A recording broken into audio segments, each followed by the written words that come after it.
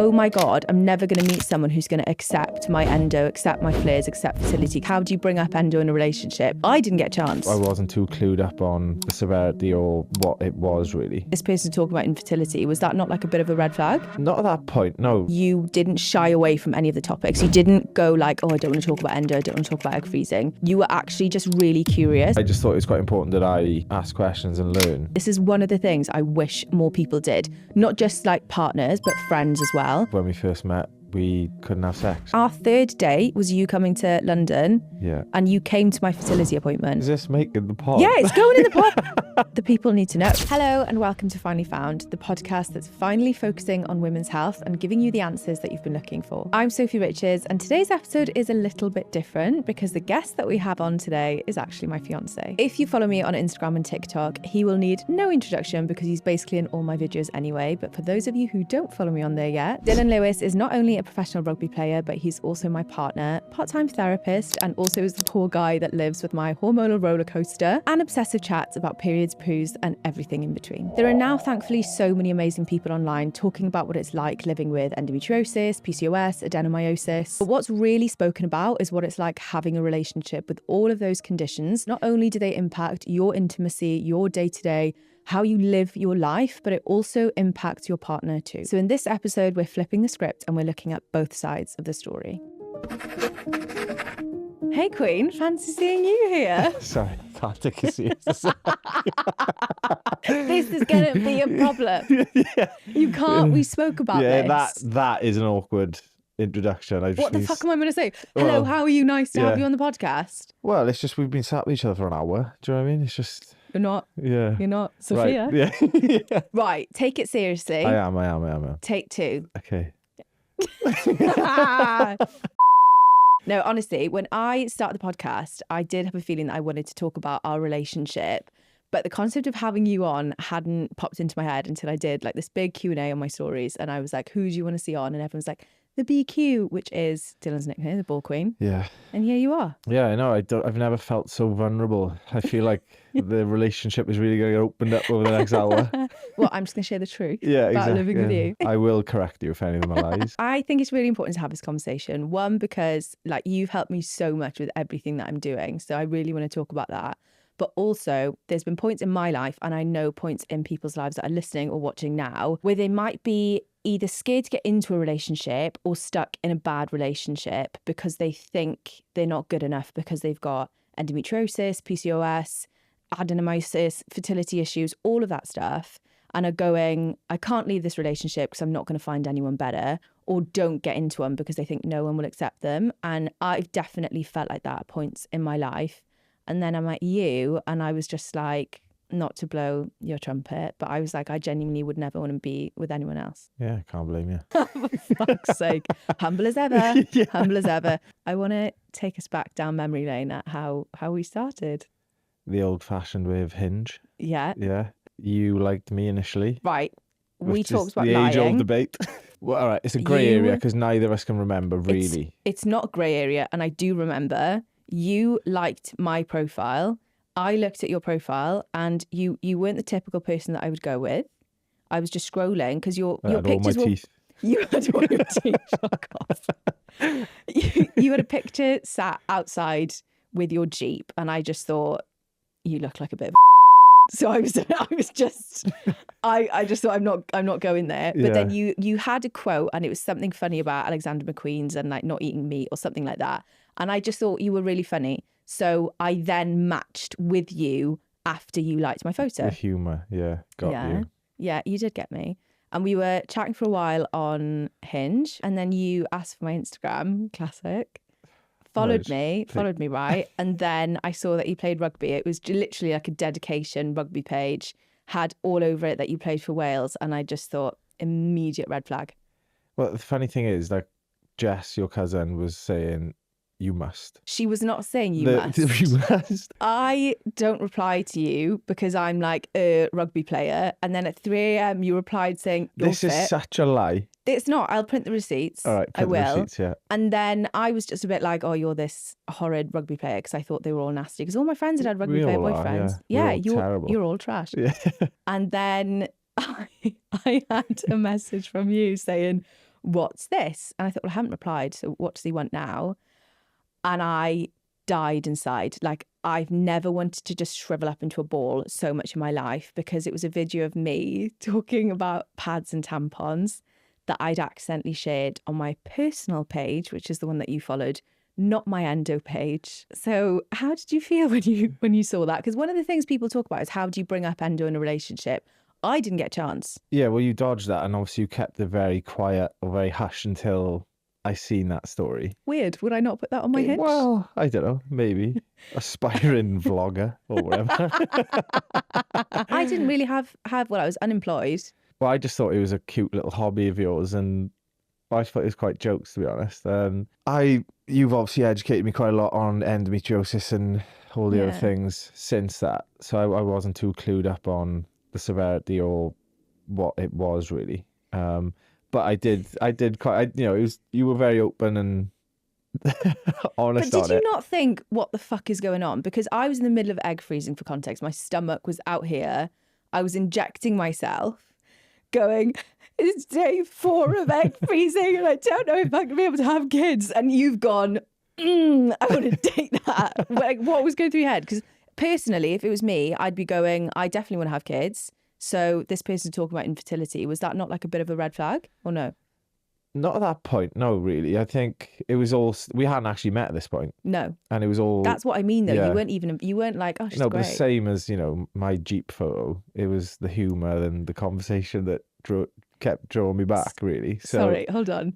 You're admitting that I'm funny. No, you've just made... No. Yeah, I am, yeah. Edit that out. Edit your face. On text. I did not realise that was your passion, or would grow to be what it grew to be. My full-time thing. Yeah, at the time I had like 4,000 followers. I was having a nervous breakdown. You were so supportive from the start, though, because for context, I had just handed in my resignation. I had just seen a psychic who told me that my dreams were going to come true. So I was just like, that's all I need to quit my job. One of the things that I loved is that you didn't shy away from any of the topics. You didn't go like, oh, I don't want to talk about endo, I don't want to talk about egg freezing. You were actually just really curious. And I think this is one of the things I wish more people did. Not just like partners, but friends as well. You were like, so egg freezing. This was on our second date, by the way, isn't it? You were like, egg freezing. So they go in there. And how do they freeze them in there? As if they like install a freezer in my ovaries. And I was just there, I was like, oh my God, he's really trying. It's a fair question to ask. Yeah. But I think that's the thing though. Like, it doesn't matter if you don't know the answer. That's why we ask questions. And that your intention was so pure. You were really, really trying to show interest. So it just wasn't a big deal. And it was one of those things, like a really reassuring moment to me, where I was like, all of those stupid nights that I like stayed up thinking I'm never going to meet someone else, because I really liked my boyfriend at uni. He was lovely. What? I'm allowed to say that? I'm with you. Get over it. Yeah. Get over it. You're obviously a better match to me. But I really liked him. And I remember thinking, oh my God, I'm never going to meet someone who's going to accept my endo, accept my flares, accept fertility. Because I was diagnosed with endo when I was with him. So I thought, well, I'd already trapped him. He was already in it when I got diagnosed. He couldn't leave. Whereas now I was in this like new realm of like, fuck, I've really got all these problems going on. And by this point, I wasn't in control of my endo. So it was a big deal. And I just remember when you asked me those questions, I was like, it's not about how do I bring up the topic. It's who you're with. And if you're with the right person, whatever you have, endo, PCOS, fertility issues, anxiety, depression, it matters about who you're with, not what you have. That is very nice. Okay, before we get on to like the day-to-day stuff that maybe endo impacts or just our general relationship, was there anything from the get-go that was different about being with me from like that health point of view? Like anything you found challenging that was different to maybe other girlfriends? Well, you having endo to start with was completely new to me. So I think it was more just the awareness and then maybe being a bit more sensitive to things because I had absolutely no idea. So I was a bit more maybe sensitive or aware to, do you know what I mean? If you said you weren't feeling well, I was like, what was that endo? Do you know what I mean? Or was that just you being difficult? This is true though, because we do talk about this. We're like, sometimes endo's an issue, but sometimes I'm just being an issue. But you are really good though. Like if I'm not feeling well, I've always been like, I need to push it aside, push through. Whereas you've been the person that's taught me, like, if you're not feeling well, like, go to bed, rest, which has been really nice. Yeah, and you take a lot of persuading. I do. You take a lot of persuading. And then, was it for at least a month, maybe more, of when we first met, we couldn't have sex because of the egg freezing? I think it was about 2 months. Was it 2 months? Yeah, I think it was a good 2 months that we couldn't have sex. And it was a weird one because for me, I was kind of grateful because sex has always been a bit of an issue for me in terms of I don't know if it's going to be painful, again, because of my endometriosis was really out of control back then. But also I've just always found it like it obviously is an intimate thing, but I've never been able to like have a one night stand and like enjoy it and be like, oh my God, this is amazing. It's always been like a petrifying experience. Yeah. So for me, it was like 2 months of like, I get to know this guy. But you were chill with it. I quite enjoyed that period, yeah. Because we... Did you? I did, well, we didn't actually see heaps of each other. You lived in London, I was still living in Cardiff. So I think like whenever we did see each other, we were just doing stuff. Yeah, but we would spend the weekend together. Yeah, so like I know, third date would be spending 2 days and you were sleeping over at my house. It wasn't like we were just seeing each other for a couple of hours. But I guess because we knew Yeah. we couldn't, it was like completely off limits. Yeah. And it was just, I just felt like it was forced getting fun. to know, forced fun. But it was just getting to know each other. And it was really nice that wasn't a part of it. And then when we did get to actually have sex, we knew each other so well that I could be really open about my struggles before we'd even gone there, which was actually a really nice part of it. So if anyone does think that sex is an issue and you have to, because my biggest thing was I was like, I just want to get it over with. If that's how you feel, you don't have to be like that. Like you can just take your time, get to know the person. And again, if you're with the right person, they'll wait. It was never an issue. Because we knew we'd be seeing each other for that set amount of time. Yeah. I think like we made the most of it in terms of getting to know each other. Yeah. And obviously I was still learning about the egg freezing and all that jazz. You were just so confused. Yeah, you had no fucking clue what was going on. I had no idea what was going on. Our third date was you coming to London. Yeah. And you came to my fertility appointment. And I remember my doctor being, yeah, you did. That was such a random, but hashtag not the dad. Not the dad. Well, you had to come with me because every day I had to go at 8 a.m, didn't I? I have to do you saw me do my injection, came with me to my appointment. And my doctor was so excited because the whole time, oh my God, if you haven't had your eggs frozen, fuck me. They're just like, do you have a partner? If you do you want to freeze your embryos? And I was like, unless you want me to find someone off the street, I am freezing my eggs, not an embryo, because an embryo is a better chance because it's the sperm and the egg. And he saw you in the waiting room and he looked at me as if to say, whoa. Well done. Whoa, let's go. Yeah. And I was just like, not yet, Doc. Let's not scare him away. He's seen too much already. Yeah. But you were just chill about it. Again, then we went to Borough Market, had a great time. We did, yeah. It was a baptism of fire at the start of our relationship. But I think it set you up pretty well. I was like, I don't think much else can happen. Well, it was like, you say a baptism of fire. I probably had the best of you for those 6 months. Well, I guess we might as well get into living day to day together. It was extreme though, because after egg freezing, I then was going off on my travels. I had then finished my job. I had no worries. Well, prior to you going on your travels, you basically moved in with me. Yeah, I did. In that little stopgap between 6 weeks later. Yeah, from first date. Thanks to Rhys Carey for that. Shout out to Rhys Carey. Yeah, shout Didn't out. pay a penny of rent. No. Because I had no money. Yeah, you were skint. I had no money. Yeah, but there was that period where we Yeah. basically lived together, and then you jetted off for what was meant to be 12 months, and Of ended up travelling, being 2 months. 12 hours. Shut up. Wait. I was A heart wants violently. what a heart wants. Basically, Dillon thinks that I quit travelling because of him. In reality, I had an awful stomach. Now we know that chili is a massive flare, which we'll get onto with the AIP diet. And in Thailand, you not can't the best place to travel for that. leave without them putting chili on everything. So I ended up being really unwell, came home for scans and they were like, you can't fly anymore. And that then launched our relationship into like even more fast forward because I was like, well, I'm not living at home. So guess I'm living with you. Yeah. And it was great. Which was actually a fun period.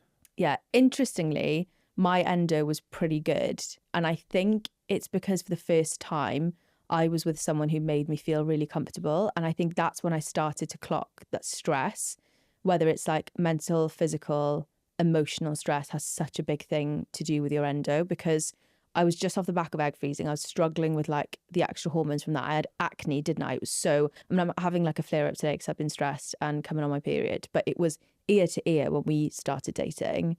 and everything was starting to get better. And I genuinely think it's because of how calm I felt with you. I want to talk about like the main things that we deal with. Like I've written them down as pain, sex, food, stress. From a pain point of view, how have you felt when I'm having endo flares or when things are bad? Because obviously I know from my point of view, but I don't think I've ever actually asked you how you feel about it. I think like credit to you. I think like you deal with them so well, and I feel like I've seen the best of it maybe, especially over the past 12 months.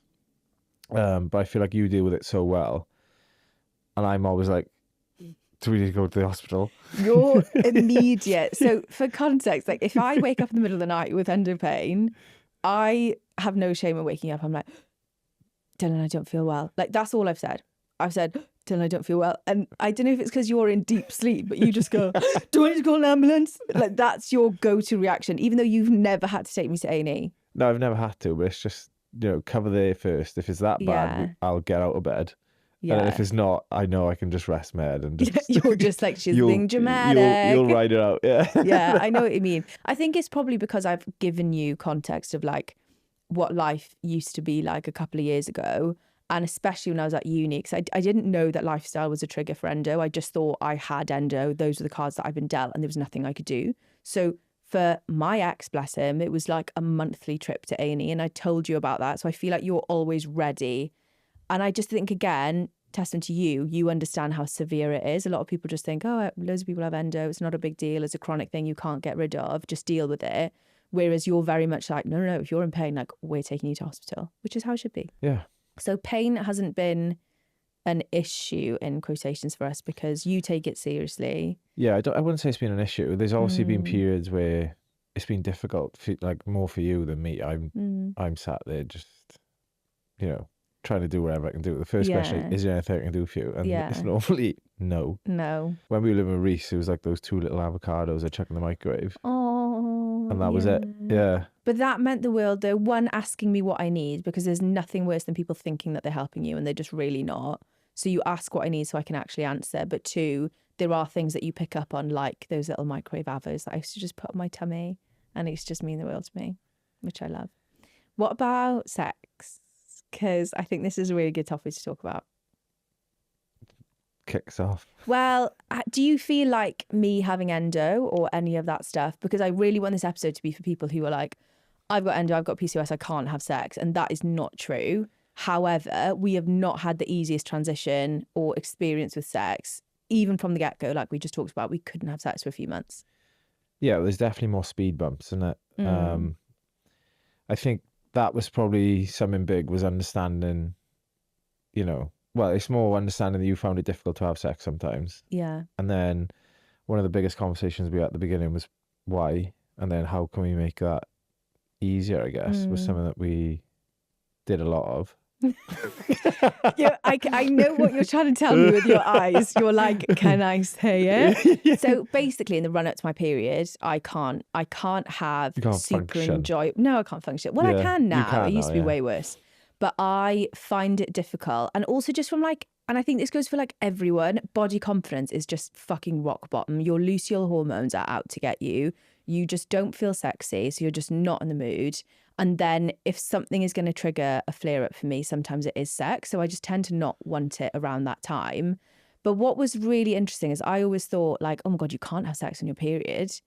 And I remember like day one of my period coming and I was like, oh my God, I feel so much better. Because I'm someone who like my issues are pre-period. My period comes and I'm like, and relief. And you're like, let's go. And at the start, I was is this making the pod? Yeah, it's going in the pod that people need to know. Yeah. Because there are so many people who are like, well, there's a week before my period where I can't have sex. Or on my period, that's another week I can't have sex. Well, that's 50% of the month that you've knocked out. So I did not know that period sex was a thing. And I've got a cousin who, I'm not going to say her name just in case she doesn't know, but she's like, what does she say? If the river's flowing, we keep on rowing. Right. Yeah, that's it. We keep on rowing. I love it. Yeah, that's I know. You know. I know. But I would never have had the confidence to be like, oh, my period's here, I can have sex now. If it wasn't for you just being like, why are we stopping? Why wouldn't we? Yeah. Do you not find it a bit gross? I still find it a bit gross. No, not at all, actually. I mean, You're just there for a good time. Yeah, well, you got to take the opportunities when they come these days, you know? Because, well, I think that touches on another No, for thing. context, Sophie Yeah. would not brush her teeth in front of me when we first met. It was the spitting for me. I didn't want to Yeah, spit. well, the door would be closed and locked And I'd to put the brush tap teeth. on. Yeah. And now, like, It's free for all. it is a free-for-all now, yeah. I'll do it. Well, that goes with pooing as well. With my other partners, I'd be like, I'm just going to have a bath. And that was me being like, I need a poo. But it was like at random, it would be like 9 o'clock at night. I'm like, I'm just going to have a bath. And at the time, it wasn't an issue because I only pooed like once a week. So it wasn't weird. Now, obviously, I poo every day. It's my pride and joy because I feel so much better Well, we doing celebrate it now, don't we? Well, I announce it, don't I? So in the morning, I'm like, I think it's coming. Well, it's like you jump off the sofa. Well, I do because I'm so excited about it. Yeah. And then I come back and I'm like, did it. Yeah. What do we do? High five. And you insist I clap you through the door on the way back. Yes, I do. Yeah. It's a daily achievement. It is daily and achievement. sometimes we assess how good it was. Yeah. And I never in my wildest dreams thought I'd be able to have that conversation, let alone on a podcast. I do think it's that thing of like, if you have someone that you can feel open with, well, actually, one, I think is about the person that you're with, but two, I think it's about you actually opening that door as well, because I wouldn't know that you're okay with it unless I started speaking about it. Because I think there's ownership on like both parties of whatever you're struggling with.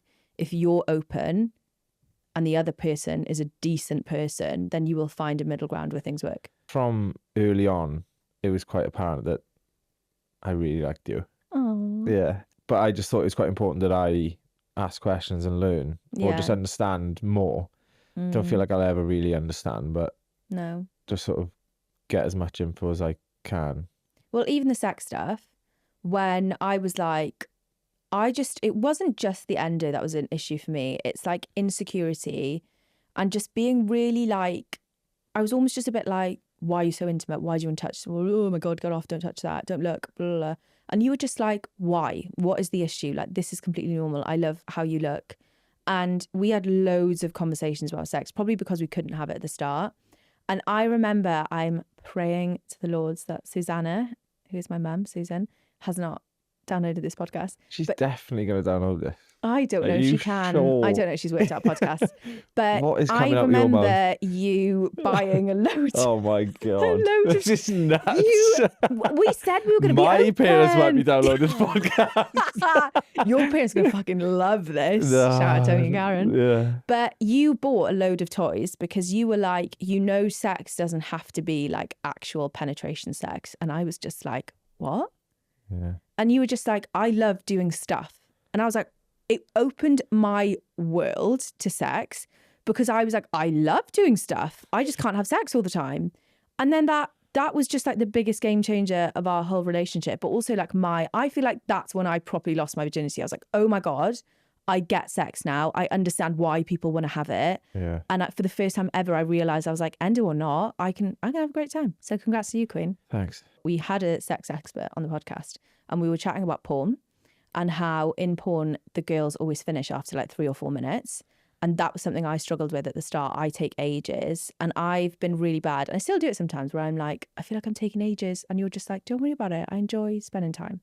Which is, again, like another thing where you're just really chilled about. I think I have silly expectations of myself, and meeting you, you've been like, what the fuck is wrong with you? Chill out. Yeah, well, I'm quite laid back guy. So you were like pretty irate when we first met. I'm still irate Yeah, now. you're still irate now, but it's just, you live with it now. Do you know what I mean? I'm better with it. You're not better with it. You're out of the house more now, so I don't have to deal with it as much. True. Stuff that I think is really interesting about our relationship is food, because we are big foodies. We love going out to dinner. We still do. But something massive that I went through last year was the AIP diet, the autoimmune protocol. It's a diet that literally changed my life. And if someone listening hasn't heard of it before, it's basically an extreme protocol where you cut out all of these different things and then you reintroduce them one by one, very, very slowly. But this was over like 3 months, right?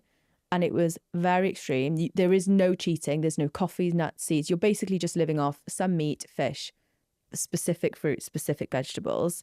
And you basically did it with me, which is how I credit all of my health to finding that way of living. And I wouldn't have done it without you. Well, it was more, I enjoyed cooking. I think what I enjoyed about the AIP was, well, the list of things you can eat was you could write them on your hand, really. Yeah. Like there wasn't a lot of options, so you had to get quite creative with it. And I think we had a bit of fun doing that, really, didn't we? Yeah, I think that's the thing. We did it together. Yeah. And even though, because obviously you play rugby, and the 2 weeks that you did the AIP, you lost so much weight that everyone was like, you can't do this diet anymore. You ended up eating, we did our like main meals, like the meat and the vegetables, we did AIP, and then you would just bulk yours out with like bread and rice, things that I couldn't The majority have, of the time and then it'd it was be fine. sweet potato, wouldn't it? I actually quite enjoyed that period. It was chaotic in the sense of we couldn't eat out. Couldn't eat really. out. Or to start with, we couldn't. We were just like, we definitely can't eat No. out. But then you sort of found a few ways around it where Yeah. with selective restaurants, you could ask them to just cook stuff in oil or whatever it was. So that was quite good. But at the start, It was nuts at the start. It was nuts, yeah. And also, I think what was nuts was, and sorry, before I move on to that, I think this whole thing of how I think our relationship is amazing or what I value in it is that whatever insane thing that I decide that I want to do, you're all in with me, and it makes such a difference. And like, whether it's food, whether it's the approach to sex, whether it's work, whether it's physical stuff, you're always in it with me 50-50 and asking how you can help, which means the world. Like, that's how I've been able to do everything I do. Try to limit the meltdowns. Yeah, well, you're not doing a very good job on that. No, they are better now. No, you are like so much better now. Yeah, but you are my part-time therapist, and I don't think that is a good thing. I do think I need to get someone for that. Or at least pay me for it. You're not doing a fucking good job, so fix me and I will. Employ me full time and part time at the moment. Yeah, you're a full time job. Do you know what? We wrote the guide together. That's part of employment. The recipe. Yeah, we wrote an AIP guide because so many people like, we want to do this diet as well. Yeah. Because it changed my life and it still is like the foundation of what I do now. And then we wrote a recipe ebook together, which did really well and people loved it. Which did do very good, actually. Yeah, you did a great job. Okay, so we talked about stress. It is actually something we laugh about, but on a serious note, it is something that I struggle with a lot. But you, as a person, deal with stress as well. And I think like one of the hardest points in our relationship has probably been when we moved to London the first time. Well, we both deal with it very differently, don't we? I will not yeah. say a word for like 2 months. No, you become a shell. Yeah, gradually. No. Yeah. You don't gradually. Gradually. You don't. You just, No, it's not one like... day, you're just like, and wall. Yeah. But that's gradual, do you know what I mean? That's months of stress. You, on the other hand, just vomit it all out. It gets progressively worse. The more stressed I am, the more I talk. Yeah, aggressive, actually. You get quite aggressive. Yes, because I'm stressed. Yeah. Not myself when I'm stressed. But yeah, moving to Twickenham was actually... Yeah, that was nuts. Unintentional, because it started off, we were in France, you had a job offer. And I was like, no, you don't want to do that. That was a joke. So by this point, we've been together for... We'd met in the December, but we just basically said that was our anniversary day. Yeah. This was now October. Yeah. So it'd been 10 months. You were in the World Cup in France. Yeah. I decided to go and watch you because I had nothing else to do. No. Because I wasn't really making any money. I had a job interview, didn't I? Got the job, the contract came through, and it was awful. It wasn't even half of what I was paid before. And I was panicking about money, wasn't I? And I was like, I'm just going to have to take it. And you were just like, no. Yeah, which at the time, like, to paint the picture, I'd just taken quite a hefty pay cut. I had a house in Wales that no one was living in. And we needed to get a flat in London. Yeah. So I don't know where I thought this money was coming from. And then... We're dreamers. Yeah, we are dreamers. Yeah, we made it work. We made it work. Yeah, we made it work. And then we moved. You made it work. Yeah. Call Sophie the lifetime ISA. Just keep chucking money into her. Expecting to get something back someday. You'll pay out in the end. You'll have a payout in the end. And then, to be fair, like, credit to you, you come up with the idea of the social media course because you're... Yeah, that was the first thing I did. because your OG thing was content creation. Yeah, because I love making videos. I knew how to do that. And people always asked. And I was like, fuck. I was like, I'm not getting paid by any brands. My socials is something I can do. Yeah, it was and then I made... It was cute at the time. And then I made a course selling it. Yeah, well, that was my introduction to you really working, which was just nuts. What do you mean? What? No, more like... Do elaborate. No, you become obsessed with things, which is brilliant. And you like will work any hours of the day. It was just more from the outside looking in, it just looks so unorganized and just everything was everywhere. I knew what was happening. Yeah, then our flat wasn't suitable to film this stuff in. So thank you to some friends from Cardiff who were like, well, I need to go there to film this. I was like, Yeah. we're in London. Well, we had a below ground flat. There was no lighting. There was no lighting, and no. I was doing educational videos on how lighting is key. Yeah. But I Yeah. think it went from all fun of, well, you not being employed, Yeah. us basically being away for 2 months in France. Well, we were on a high traveling with the World Cup. Yeah, and then we Yeah. moved to Twickenham, which we loved. We eventually. loved, but you could not swing a cat in that flat. No. It was tiny. Yeah, and then it was just a different picture, wasn't it?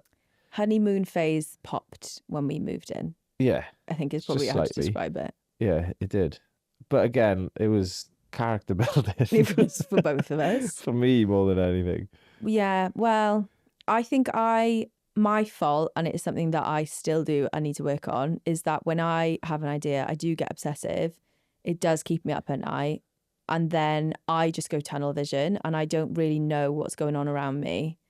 And then I get selfish where I just expect things. So like my ability to like clean, cook, even like change my clothes, like I'll just wear the same tracksuit all day, every day because I'm on my laptop till Smelly girl. Smelly girl. I fucking shower. I love a bath. But I just don't, it's not normal, is it? No, but again, like, I don't know. I think it's your way. I don't know if you've got another way of doing it, and I think it works for you. Well, I do it till I have a breakdown, have a rest and start again. And then start again, yeah. But it works for you, and you love and it. And now we have a podcast. Yeah. I've promised you no more new ideas till the end of the year. Yeah, but this has been a promise since that social media course. But sometimes when an opportunity comes, you've got to run with it. Exactly. So I'm not holding my breath. I'm expecting something new. And that's a great expectation because I don't think I can fulfill that promise to you. No, I know you can't. But I think it goes to show that, like, just because you've got endo, PCOS, adenomyosis, fertility problems, they can become challenges in relationships, which we've had, but we struggle with loads of normal shit as well. Like all of the normal relationship stuff we struggle with. Communication. I over communicate and I think I expect too much. I under communicate. You're like, I am a solo man. I'm a lone wolf. I need no one. And then you explode. Yeah. And it's like borderline relationship ending explosions. No, it's not. What? Do we reference the engagement party? Oh, God. We won't get into that. But let's just say it didn't end particularly positively for either of us. We were having a great time. And then I think there were tensions building on both ends. Alcohol driven, because neither of us ever drinks. Then when we do, it's like, boom, let's talk about all of our problems. I feel like all at our the same fighting time. styles are very similar as well. As in, no. I'll fight fire with fire. Yeah. Just as and a then mental... I'm too stubborn to back down. And then, as a like a few hours later, I go, I might have been in the wrong. A few hours, 2 days. No, it was the next morning. Afternoon. Yeah, we got there in the end. Just what the pod needed, another domestic. I do think it's one of the questions, actually, because I'm going to answer it now. One of the questions was, how are you so perfect? You look like you never have problems. And I'm like, fuck me. Perfect. We don't have, like, day to day, we have a great time.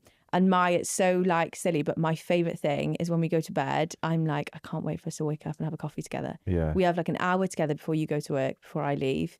And it's like my favourite hour of the day. I loved it. Like when you come home, I'm like a puppy. I'm like, oh, he's home. I feel like you're the same when I come home. Yeah. Shut up. Yes, you are. Yes, you are. I am. This morning, I went for a Bouncing through the walk. door, yeah. I went for a walk and I didn't wake you up to say I was leaving. And you texted me and be like, where are you? Sad face. Yeah, I did, yeah. Yeah. Yeah, well, it's just, trial would have been nice. Yeah. Well, day to day, we're great, but we do have, I think that's just our thing. We have explosive arguments rather than mini ones. I think explosives, that's like quite a volatile word to use for it. I'm quite sensitive. So when we have those arguments, I think we're going to break up. Yeah. Whereas you're like, Sophie, this is just called an argument. Yeah. And I'm like, what do you mean? Yeah. I think, yeah. And I've come from like my home where like arguments are, I feel like me and you have a bicker and like. Yeah. What compared to what you're used to? Yeah, compared to what fair. I'm used to, do you know what I mean? So, yeah, I do. Just pausing the episode to say a big thank you to the sponsor of this podcast, Boira. If you've followed me for a while, you know I'm all about natural pain relief, and their TENS machines are genuinely amazing. My go-to is specifically the Boira EM50 TENS machine with heat technology. If I'm having an endo flare-up or cramping from my period, I just pop it on, and the combo of the TENS technology plus heat therapy is pure bliss. I wear it at home, on the go, and it's an absolute dream for flights, and I recommend it to everyone I know who wants non-medication support for pain. And if you want to get your own, you'll find the link to the Boira EM50 in the show notes, and make sure to use the code FOUND at checkout. It's your exclusive listener discount. And now let's get back to the episode. We've talked so much about like you supporting me, you understanding what I'm going through, even though you had no experience of like endo and all of that stuff before. Why is it that you are so good at this stuff? Like how can you do it? Because I didn't really teach you. I don't know, referencing my parents again, probably the environment I was brought up in.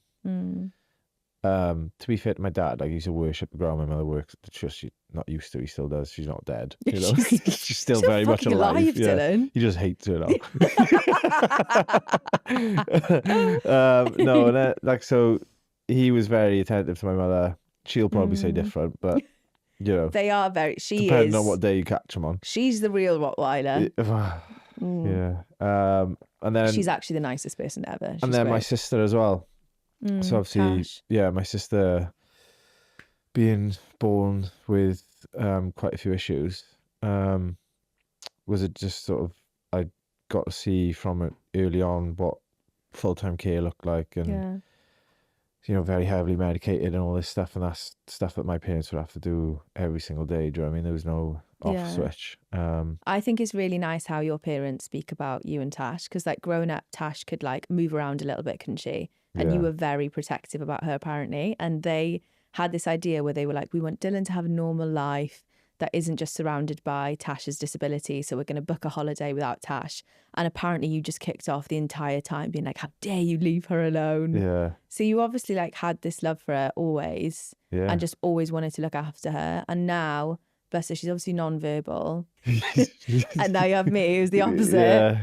But it is that thing of like, you've just seen what care looks like and just being sensitive. That might be quite a big factor in me just being a bit more open, really. I think so. You're amazing with Tash. Your parents are amazing with Tash. Like, they are the definition of just incredible.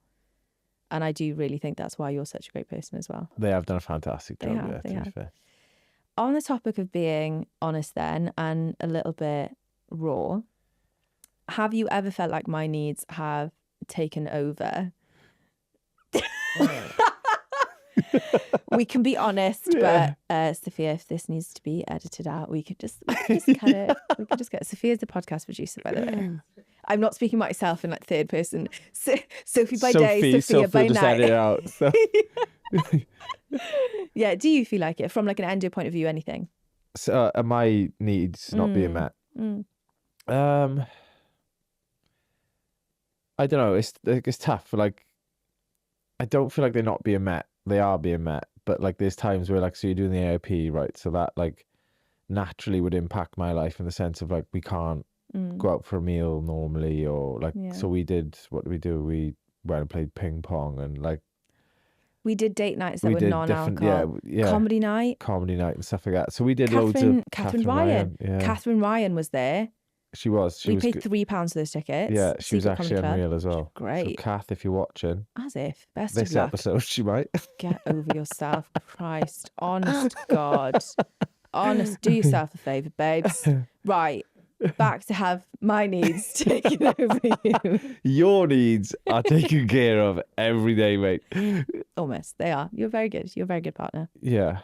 Is there anything that I could be doing? I think sex is one. Endo aside, because ever since like finding diet, lifestyle, all of that stuff, I don't actually have pain when we have sex anymore. But when I'm stressed, which with work recently, my career just exploded a bit in 1 year, which has never happened to me. The one that always puzzles me is... What are you going to say? It's when like the endo affects you being able to put a dish in the dishwasher, or like, you know, putting the tea bag in the bin is when, you know, but is there... Sometimes life gets too much to it. It's called extreme fatigue. And part of having a chronic illness, which I'm not sure if you're aware of, is being able to use it to your advantage. Yeah. Okay. Sometimes You use it. I just think it's one of those things where you're dealt a pack of cards and sometimes you flash them up even though you don't need to. Long story short, sometimes my needs do take over. But then it goes two ways. Does it? Sometimes. Go on. Give me an example. I don't want to tarnish your name on this podcast. So I'm just going to leave it there. You already have. I'm just gonna. No, you're not. You're very selfless. I'm the selfish one in our relationship. Yeah. And I do take the piss sometimes. And I've said us moving to Cardiff. That's my thing. We're moving to Cardiff. Which you've said you cannot wait for. Yeah, but I do like London. Like I wouldn't be moving if it wasn't for you. And that is a sacrifice I'm making. Next question. No, you are much better than me. I do need to do better. One thing that you're amazing at is, especially pre-period, or if I'm just having a random flare, it happens when we're traveling sometimes because planes just do that, is I can feel very, very not confident in my body. I remember the first time we had sex, you were lights on. And I was just like, you're crazy. What? No, it was like a lamp on. It wasn't like fucking Blackpool. It was Blackpool. It was in my not eyes. Blackpool. You in could your see eyes, yeah. everything. In your context, never had sex with the lights on before. So for me, that was quite a traumatic experience. Traumatic. No, I had a great time. Yeah. Well, it was the first time. No one has a great time when it's the first time. I enjoyed it. I'm just saying our sex now is better than the first time. You know what was meant to be was the fish meant to be our first time? Let's not talk about that. Oh, yeah. No, We'll park it. Fine. It's, again, I don't drink. I booked me and Sophie this real romantic weekend away. Or I thought it would be. In a hotel, where is it? Like Cotswolds way? Yeah, it was expensive as well. Yeah. This was when you were like still trying to impress me. Yeah. Yeah. Well, after that night, it was like no point. You like fucking no tramp. point. Well, we finished the night. We had a fair few drinks. Yeah. Some food, a couple of drinks, and then went back to the room. It wasn't just a couple of drinks. It was a lot of drinks. All right, it was a lot of drinks. Anyway, more drinks than I've ever had. We're like getting ready for bed, and then I just hear the front door slam open and then slam close, and I'm like, "Fuck, so gone." When looking outside for you, I'd run into the forest. You were in a bush. Yeah. I was. Yeah. Projectile. You were painting the room. I felt like I was a mile away from you because I was like, he can't see me. I could see. Oh, no. It was more. I couldn't see you initially, but I could hear you. That's weird. Yeah, I could hear you. Yeah. So you ruined that. Well, I just didn't want to like. Well, you didn't ruin it. It was actually I actually found it hilarious. I think the and best. You come in with like the tail between your legs. No, I didn't. I came in striding with confidence. No, because you did not. I put on my little sexy nightie that and then passed out. Yeah, I did pass out. Basically, you know when it's like your night away and you're just like, I'm going to bring my sexy outfit, this little slinky thing, it was hung up in the wardrobe and I remember being like, we're going to have a great time tonight. Yeah. I threw up, came back in, and you know when you're kind of like dizzy drunk and you're just like, I am still sexy, probably stinking of sick. Put on my little negligee. And then after that, I just remember thinking, nah. Yeah. Put on my dressing gown. I don't even know if I said goodnight. I just got into bed and I was out. Out cold, yeah. Out cold. And that was that. That was that. No sex for Dilly. We obviously share a lot of our life online. I feel like this podcast has definitely exposed a lot more, but we do share everything. I've always shared my life. And I don't feel like you shared much of yours before our relationship. But someone was like, do you keep anything private? So do we? Yeah, we keep a fair bit private. It's more, yeah, I don't know, actually. You just, considering you would not brush your teeth in front of me and now you're talking about poo online. It's like you don't keep much private. No. But now I don't it's share, a game with you. I don't share as much online as you. Mm. You have. No. You have pushed me into the content world. I've pushed you. Well, you suggested I should start. I've pushed you. Yeah. I'm sorry, brave boy. Yeah, Rottweiler. You fucking love it. You love the content stuff. I think you were looking for an opening and I just opened the door. Well, I'm saying you introduced me to it. And run through it. Yeah. Yeah. Look at you now on the pod. No, I think there's some stuff we'd keep private of like, I don't know, if there's like appointments going on or health stuff, we maybe would chat about it before. But it's not, I don't think we like actively keep anything offline. If something's not said, it's just because it's not popped into my head when I'm filming a video. I don't really script my videos, so just whatever comes out in the moment comes out in the moment. Yeah, I think And that's you that. more or less share like almost everything. Well, I just don't think there's anything not to share. But I also think No. we've probably been very lucky that there's been nothing, touch wood, that's happened that I felt like, fuck, I could never say that. And I've always felt shame growing up of like different stuff with relationship symptoms, Yeah. pain. And now I just refuse to feel that, and I refuse to let other people feel that. So I'm like, well, if I'm open and honest, because that's how I respond. Like if I see someone else open, I'm like, great, that's my signal that I can open up. So I want to give that to other people. Yeah. But I would never, there's sometimes when I'll be like, oh, can I say that if it's about you? But if it's about me, Oh yeah, you're very, I'm free for all. yeah, But you're free for all. yeah, To be fair, there's not a lot you haven't said about me online either. that's true. If you're being a prick, they'll know Yeah, about they'll it. know about it, yeah. I also think in like our deepest, darkest moments when we're in arguments, like our socials are very much like, oh, we feel fun, inspired in the moment, let's create. When we are in the pits, we're not like, let's do a live. Let's put our phone up to record this horrendous moment in our life. So like nothing's kept secret. It's just that we create when we feel great, and we would just not do a video if we felt shit. In terms of like the public side of things, you've always been a bit like in the public eye because of rugby and all that. Yeah. But do you feel weird that we talk about our relationship publicly? Well, I've never been so like this, like fully expecting to get absolutely roasted. Do you know what I mean? Teared down for this podcast. What, from who though? Well, just, you know. I feel like I'm going to be fighting girls after this podcast. I've done you justice. If you break up with me I'm not after on this... about the females, the males I'm on about. The Rolling males. to work, yeah, could be. True. Yeah. Rugby stuff, because you're lads. How do they feel about all of this? No, they're very supportive of it, especially you. Like, it's quite funny. Was it when you hit 100k on Instagram? And then Bigger name was like, He was so cute. You do the actual Well, one. because my socials were like nothing before we met, and then it's like grown with you. Yeah. And so I feel like everyone's been excited around us, which has been lush. Yeah, no, the boys are very supportive of you, Yeah. and they're always excited when you're doing something new or like We'd just flown to, was it Bordeaux? And it was the first time they let us fly with the Yeah. boys. And I was like, oh my God, this is so cool. And I was walking down, and then Erne like nudged me and went, congratulations on 100k. Yeah. Which is so sweet. Yeah. They've been lush. No, they're very supportive, Yeah. and they're pretty good, yeah. I don't know anyone who, that's a lie. I do know people who are unsupportive. Yeah, as do I. Yeah.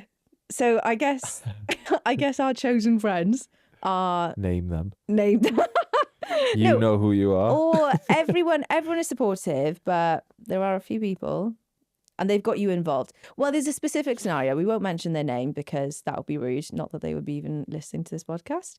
But basically, for context, there's some people in my life that I've always thought I'm just a bit of a joke as a person, have never really valued what I do in terms of like found my page aggressively embarrassing, cringy, and just have used the words like, it's pathetic, that's disgusting, why have you posted that?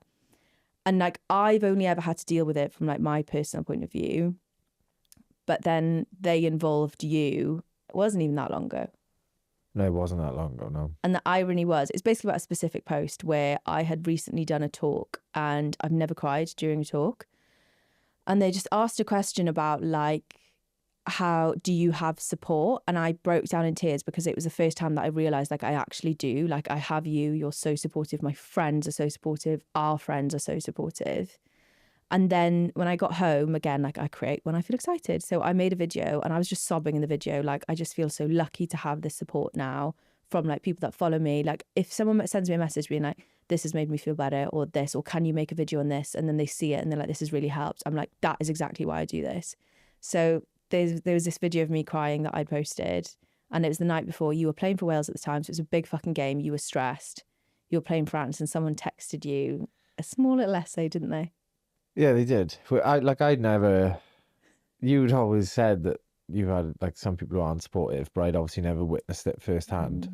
I just told them where to go, really. Well, it was a long essay being like, what do they say? That I think you need to have a word with Sophie. She needs to take this video down. No one's going to take her seriously. Yeah. She's ruining her potential for a career because they thought this wasn't a career, so that I would never get a job again. Yeah. It was a real real long list of just split shit. ends and Split shit ends, trainers shit and all trainers. that. Yeah. No, he was just tearing me apart. Yeah. I guess we've not really had any issues other than that. But That's been the only one I've experienced. Like I said, everyone else I know has been very supportive. Yeah, I have reoccurring issues from the same group of people, but I've just decided that that's them. I don't like my parents. I don't think they have like actual clue what's going on. Just like like just in general. Well, in general, and just everything. Like, yeah. What's Sophie doing then? Like, oh, she's got a podcast. Of course she has. Of course, like talk about. They haven't got a clue what day it is. Do you know what I mean? Aww. It's quite funny. It's Really, quite refreshing in that sense. It's they're like so supportive, though. Yeah, they are very supportive. I think as well, part of the thing is that it was a guy that had texted that thing, and it's a guy that has an issue with all the stuff that I do. Do you think there's something about it that men can be doing? Because I just think it's a taboo subject. I think it is quite important to ask questions, mainly. I think educate yourself. Like, our relationship has been so much easier since knowing more and understanding like the do's and don'ts, like how you operate, how you feel this part of the month, like the cycle. Like, what was that app that I was a part of? Stardust. Yeah, well, I've still got that app, and tells me what part of the month you're on and stuff. But I do think men should, I'll never know as much as you or be as obsessed as you are, but like, it is quite important to learn, I think. Yeah. Do you find that app helpful, by the way, Stardust? Yeah, I do. Yeah. Well, it's just quite funny. I'll get the notification, like, right, expect anger today. But do you know what I mean? Like that alone, like, takes a lot of it takes all the guesswork out of it. And that's a free app, by the way, so everyone should download that. Yeah. If I hadn't have tried to learn, I feel like it could have been quite a difficult relationship for us, or been more difficult than what it has. But it's been a lot easier. Why do you think guys have an issue with it? I don't know. I think it is quite an alien subject. Like, you're not taught about it growing up. Like, I think, again, go back to my parents, they would just speak about anything and everything. Do you know what I mean? There was so I was brought up in that environment where you could talk about anything, I guess. But again, like, you're not taught about it young, or I wasn't taught about it in school anyway. So I wouldn't say it's taboo as well. It is taboo, yeah, but I just think be a bit more comfortable with it, and it's not a big deal, really. No, it's not. I think the asking questions thing is a big thing. Yeah. And I do love that you have the app. Basically, if you have a cycle, you can track your period on something called Stardust, and then you can add your partner. So Dylan's on then, and it'll just tell him how I might be feeling that day. Well, they're quite creative with the prompts, yeah. Okay, quiz. Yeah, come on then. The cycle. What phase do you love the most? Ovulation. You know this. Ovulation, yeah. I'm going to ask that again. All right. Quiz. What are you? Quiz when it comes to the... I might not, though. You might. You do know these. 4 phases of the cycle. What's your favourite? Ovulation. See? Learning. Yeah. But that's because you were, jokes aside, so happy to learn about the phases. And I've been super clear on, like, when I'm on my period, I feel good. Ovulation gets better. Yeah. And then luteal for me is the worst. But not every woman is like that. So people need to ask the questions, like you said. Yeah. I love that. I think, like, it's quite easy with you because you're very forward with it as well. But, like, you love talking about it. It was your job. Do you know what I mean? Like, to talk about it. Yeah. Or part of your job. So you're very forward with it. So, like, I think it is a two-way thing. Like, you need to be open to talk about it, but the men definitely need to be asking the questions and make them feel comfortable or talking about it, maybe. Preach, Queen. Yeah. Preach. Yeah, retweet. We've got a couple of Q&As from the audience, and I think they're really cool ones, okay? So, okay, question number 1. Do you and Dillon want to have kids? Yeah, I want to have kids. You want to have kids right now? I'd have them right now, yeah. How do you feel about the fertility stuff? Because it might not be an option for us. Well, I think obviously you were quite forward thinking with getting your eggs frozen, which, I know is not bulletproof, but it is a little sort of safety blanket there, I guess. And to be fair, like, I say I want kids, but you are a lot at the moment. Excuse me? You are a lot. I am not a lot. I am a joy to be with. Yeah. I will leave you at any point. That is a lie. Do I get to keep the ring? No. I will stay with you forever. No, we spoke about, we want kids, don't we? Yeah, we do. Be lush. We actually don't know when we want them yet. No. I think we've both got so much going on. You especially. And you've got a huge move with rugby. And Brave like, Boy. You're like kid or start something new. It's just like, I'll start something new and have a kid. yeah, yeah, you will, yeah. And then we will see chaos. Yeah.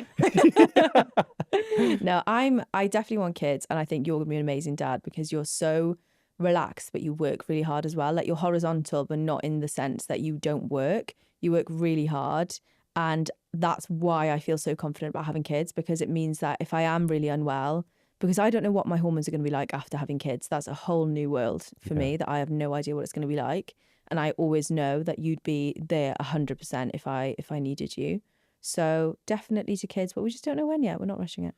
No, we're not. And we're not forcing it either. Like, I know I'm 28, I'm not getting any younger, but we're not forcing ourselves to have kids when we're not ready. No. Interesting question. Has my endometriosis or health impacted your rugby or how you play? Well, it's the thing we always joke about. Is it endo or is it you? Like, endo doesn't make you cling on to me in the middle of the night. And like, you're boiling. I like a cuddle. Yeah, you do. So you like a cuddle. I wouldn't say your health has impacted my rugby at all. What my love is, but though. You have. Well, my career was on a upward trajectory when we met. Here we fucking go. And it's like plateaued and then just... You were in a knee harness on our first day. And I've been injured ever since. You were broken when I found you. Yeah. And you did not help me get fixed. So basically the endo doesn't, but and my needy sleeping habits do. Yes. I couldn't believe it when I went to Marrakesh. I didn't sleep a wink because I'm so used to having you there. I slept the best I've slept in months. I missed you a bit, you know. Screw you. I missed you up until like 10 o'clock when I was getting to bed. I was like, thank God. And the flat was cleaner. Yeah, it was spotless. Another one is, because of my job being online and yours being in the public eye with rugby, how do we block out noise? I don't know if we have much noise. Mine's more like, when are you having kids? When are you getting married? When are you doing all of that? Blah, blah, blah, blah. I think mine being a performance-based, like, people love having an opinion. Like, I don't know how you do it. Well, it's less so now. Like, I used to look for them. I used to like not enjoy them, but I used to like reading them. Self-sabotage. And then be angry afterwards. But it'd be like people I know sometimes be calling me shit online. Do you know what I mean? Yeah, but it's like Dave, 65. Yeah, but it'd be like blokes I played with, be like, that Dillon's shit. Like, name and shame. No, I'll find them. I'm not name shaming. But yeah, so like I had a lot of that at one point. I didn't know that. Yeah, I had a lot of that at one point, and then I don't know. I just sort of don't look now, so there could be a lot still. Do you know what I mean? I haven't played in a couple of weeks, but people coming for you online. Yeah, I don't feel like you get that much hate online. Not anymore, I wouldn't say. Do you get people pressurizing you for like kids and the wedding and stuff like that, or not so much? I know I do. I don't get any pressures. Do you see it's a different world for like men and women? Do you see that? Yeah, what, in regards to getting married and kids and stuff like that? Yeah, like 100%, the pressure. Yeah. Well, a man would never really ask, like, I had a couple of them ask when we got engaged, when's the wedding? But not many. You just don't get details. It's the same. You'll come home and you'll say like, oh, so-and-so's broken up. And I'm like, oh, how? What's happened? And you're like, don't know. I'm like, didn't think to ask. No. You give me nothing. Yeah, well, you get nothing. Simple world. Okay, and the final question is a good one. You took your coil out when you and Dillon were together. How do you sort contraception now? Okay, interesting. So I... Flip of a coin these days, yeah. Flip of a coin. Hope pull for the best. Pray, yeah. Pull and pray. No. We No, are... it's not. We're very careful. We are very careful. We are yeah. because, well, I track my cycle, don't I? I've got Weepon, so I track it with that. I track it with Stardust. And when I'm in my fertile window, so just before ovulation, just after ovulation, we wear condoms. Yeah. And then outside of that, we don't. I think so many people are so scared to have sex. Obviously, safe sex, wear a condom if you're chopping and changing partners, which, go for it. But well, we wear them anyway. Well, in that fertility window. But it's actually, you can't get pregnant outside of that fertility window, so we don't wear condoms. It's not an issue. And from a pain point of view, that's why I had the coil. I manage that 100% through lifestyle, everything that I talk about in my anti-inflammatory reset book, which is coming out soon. It is. And shameless plug. But from a sex point of view, we just wear a condom when we need to. And when we first cycle. met, you had the coil put in, Mm. and then you were just in agony. It was awful because I loved it. I had to get it taken out for egg freezing. Yeah. Got it put back in and just thought I'm one of the people that loves the coil. And it was bad. I was like daily migraines, bleeding all the time, wasn't I? Always in pain. Awful. And now we just track and it's all good. And just before having sex, you'll be like, where are we at? Yeah. And I'm like, yeah, we're like green light. Are we having a good time? Yeah. Are we having an okay time? Yeah. And that's how we deal with it. Yeah. Queen, I've loved having you on the podcast. Thank you very much. You've for having been me. one of my favourite guests, and I'm hoping that we have a season 2 because I feel like there's so much more that we could go into. Well, I've been restricted, held back. Have you? Yeah, I've been told I'm not allowed to. This is your podcast. You're a liar. And You're an actress. I'll be on best behaviour. Best behaviour. Watch out for season 2 then. Yeah. But we didn't even cover you pooing yourself. That Season 2. was Barley Belly, and we will pin that for It season wasn't 2. Barley Belly. It was. Anyway, final question, dilly dally, before we finish the podcast. What is one thing you're so glad that you have finally found? And it can be anything. You. Oh, stop it. Now the real answer. She told me to say that. Lies. We shall edit that out. No, I feel the same. I feel the same. You've changed my life. Yeah, you've changed mine as well. Pleasure to have you on the podcast. I've genuinely loved it. You're lush. Like you genuinely are a queen. I always get asked about you and about our relationship and what I've done or said to make you the way you are. And like Sophia, you were asking me before we filmed, how have I trained him? And you were delivered to me. A lot of treats. A lot of treats. Carrot, not the stick, people. Yeah. You were like this from the get-go, but it was because you were so interested and wanted to get to know how to help me. And I think we do just like love each other to bits, and whatever we go through, it doesn't matter what it is, whether it's your injuries of rugby or whether it's my endo, like it just doesn't matter. I think if you're with the right person, you'll go through anything together, whether that's fertility, egg freezing, endometriosis, PCOS, whatever it is. And having a condition does not define you or your relationship. We have problems with endo and without it, but we do it together. We do. Love you. Very cute. I said love you. You've got to say it back. Sorry, love you too. Thank you so much for watching this episode. I hope you've loved it just as much as I did. I think it's so important that you're open with your friends, family, and especially your partner too. And don't forget, you can find us. It's hard, isn't it? Hard. And don't forget, you can find us over on our socials. Everything is in the show notes. Slay Queen. Slay Queen.